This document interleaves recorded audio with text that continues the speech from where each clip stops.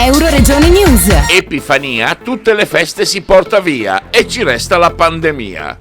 Il Friuli Venezia Giulia è uno dei territori in cui le tradizioni durante le feste di Natale si tramandano con maggior vigore. Tutti con la mascherina, tranne coloro che hanno seguito le celebrazioni tramite internet grazie alle dirette sul web. Tra le dirette disponibili sui social network per gli eventi di questi ultimi giorni di festa c'erano anche i fuochi epifanici, che date le limitazioni del decreto natalizio sono comunque tutta un'altra cosa rispetto a guardarli dal vivo. Anche per chi organizza il morale era basso e per esempio lo spettacolo dell'incendio sul fiume Stella davanti a Villa Otelio Savorgnan è stato acceso sulla terraferma. Indiscutibilmente apprezzabile il lavoro svolto dalla Proloco di Aris di Livignano Teor con Massimo Tonizzo e l'appoggio di tutta la giunta, che oltre al presepe galleggiante già visto in passato, quest'anno ne hanno allestiti ben 7 presepi artistici all'interno della Villa Otelio Savorgnan e la Befana è stata bruciata comunque sul Pignarol nel giardino antistante. Per Euroregione News, Marco Mascioli.